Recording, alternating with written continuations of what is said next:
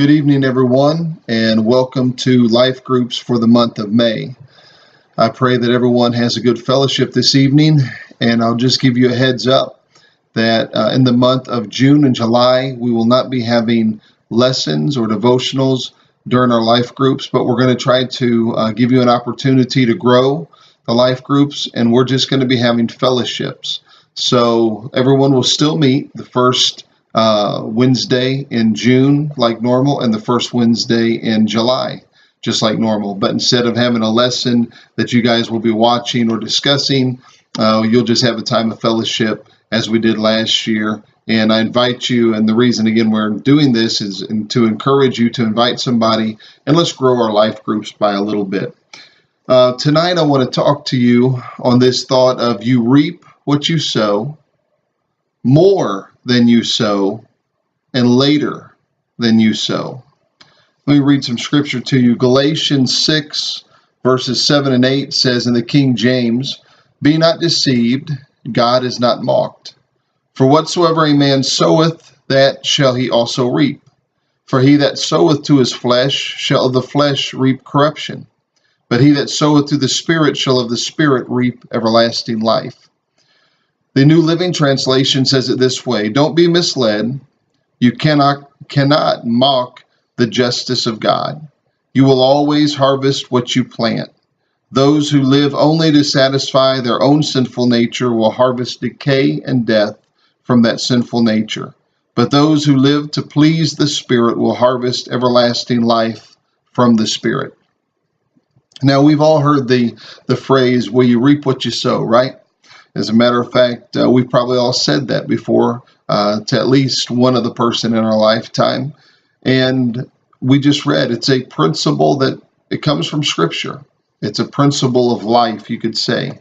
And as my title indicates tonight, I think there's more to it than just sowing and reaping. Sometimes we think, well, hey, you sow this and then you reap it tomorrow. Well, that's not necessarily the case. And if you would allow me to, I'm going to read from the book that kind of inspired this thought. And I want to read to you a paragraph or two. The author says, "When you think of how farmers operate, this principle makes perfect sense. You reap what you sow, more than you sow, and later than you sow. If the farmer places tomato seeds in the ground, it's because he wants to grow tomatoes.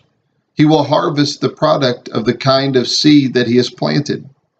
The farmer takes from the ground far more than he puts into it. It reproduces itself many times over. That tiny seed will sprout and become a plant that produces fruit, which will then yield many more seeds. Of course, this is not an instantaneous process. The farmer must wait for the crop to mature in its time. The rewards of the harvest are always come later than the initial investment." And he goes on to ask, he says, "What seeds are you planting today? What would you like to accomplish in your life? It's extremely important for you to be conscious of what you are sowing with your words, your actions, because they set the direction for your life." And I could not agree more with that author and with this thought. So what I want everybody to do tonight is to take some time to discuss this very important life principle.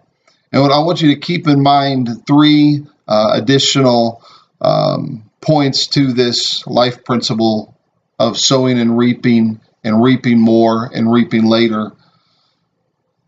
And he said it in the book, and I said it just a moment ago, but again, sowing and reaping is not immediate.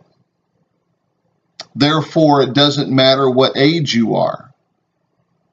You can sow some things later in life, and because the reaping comes later than we sowed, if we sow in the fall of our year, so to speak, our family sometimes deals with the blessing or the curse or the repercussions of our sowing or after our sowing. So again, this first thing I want you to keep in mind in your discussion is don't forget that age doesn't eliminate you from this principle. Don't say, well, hey, I'm 60 or I'm 70 or whatever.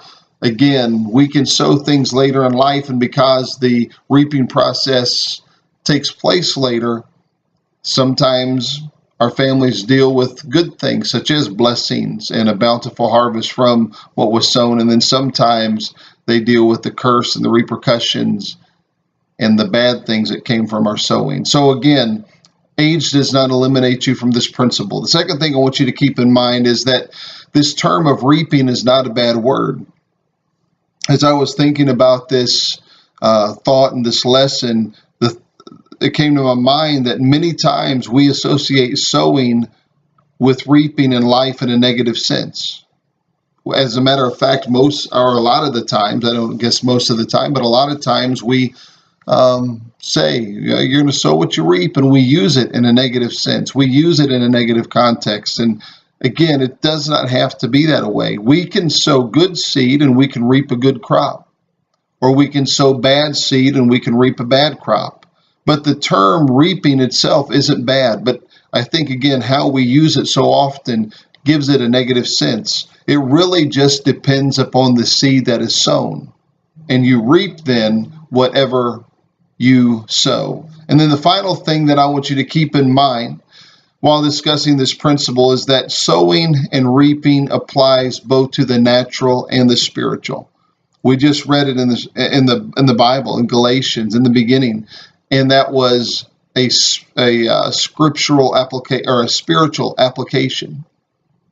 And not only is it a spiritual thing of sowing and reaping, but there's a natural side of it as well. So again, keep these 3 points in mind: that age does not eliminate you, that reaping is not a bad thing, and we sow and we reap both in the natural and the spiritual, as you guys discuss this life principle. And I'll leave you with one more set of scriptures. Proverbs 4:20 through 27.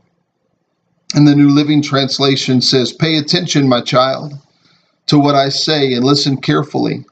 Don't lose sight of my words. Let them penetrate deep within your heart, for they bring life and radiant health to anyone who discovers their meaning. Above all else, guard your heart, for it affects everything you do. Avoid all perverse talk. Stay away from corrupt speech. Look straight ahead and fix your eyes on what lies before you. Mark out a straight path for your feet, and then stick to the path and stay safe.